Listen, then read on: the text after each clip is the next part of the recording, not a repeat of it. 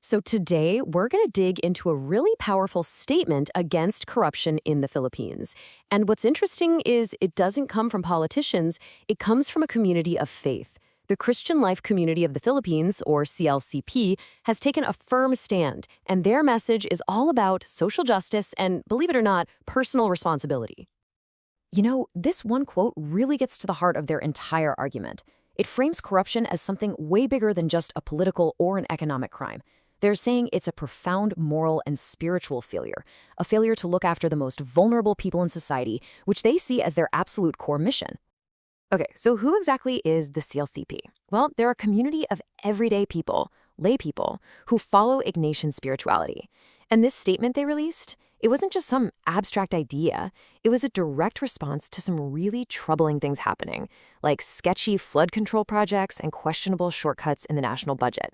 So this came from a very real place. So what's the actual real-world cost of all this corruption? That brings us to their first big point, the human cost.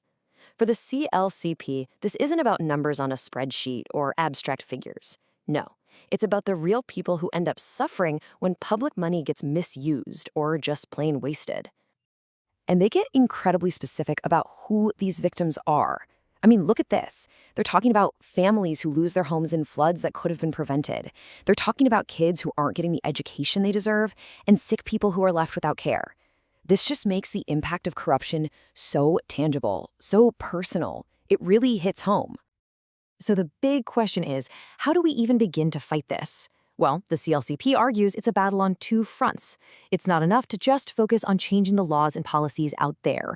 They say we also have to look inward and confront the tendencies we all have in here. And listen to how they define corruption. They call it a destructive spirit. Wow. That language really elevates the problem, doesn't it? It's not just a crime, it's a force that actually poisons our hearts, that helps us justify being selfish and greedy, all at the expense of everybody else. Which, of course, leads to the most critical question of all. Where does this destructive spirit actually live? Is it just something that happens in government buildings? Or is it, maybe, a lot closer to home? And this right here is their answer, laid out so clearly. On one side, you have the big systemic problems out there, things we all hear about like patronage politics or disinformation. But then, look at the other side. These are the tendencies in here, inside us. Stuff like taking small shortcuts, tolerating a little dishonesty here and there, or just choosing to stay silent when we see something wrong. Their point is, you have to fight both. Okay, so once you see corruption as both a huge systemic problem and a personal one, it naturally leads to a call for action. And the CLCP doesn't just point out the problem. They give us a clear 5-part plan for what justice could look like. And it's really important to know they aren't acting alone here. Their demands fall right in line with a major statement from the Catholic Bishops' Conference of the Philippines. So this shows a really united front on the issue from within the wider Catholic community.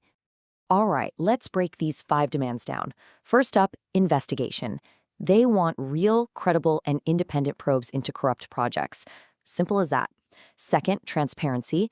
They're calling for a budget process that's open to the public so we can all see where the money is supposed to go. Third, restitution. It's not enough to just punish people. The stolen money has to be returned to the public. Fourth is accountability. This is a big one. They demand an end to this culture where powerful people seem to get away with anything. And finally, number 5, conversion. This is that in-here part we talked about, a call for a real change of heart. Because without that inner change, no amount of new rules will ever stick. Now, when you're facing a problem this massive, it's pretty easy to feel overwhelmed, maybe even a little hopeless. But the CLCP doesn't end their statement there. They wrap it up with a really powerful message of hope and a personal pledge. Their hope is really grounded in their faith. They truly believe that even when things go wrong, even when there are failures, those moments can become chances to grow and to change for the better. It's a promise to just keep working for a better future, no matter how hard it gets, and to be citizens of integrity. And they leave us with this. It's a personal pledge that turns this big public statement into an individual call to action. It asks each of us a simple but really profound question. Are we willing to start with ourselves, to build the kind of country we want to live in? That's a pretty powerful thought to end on.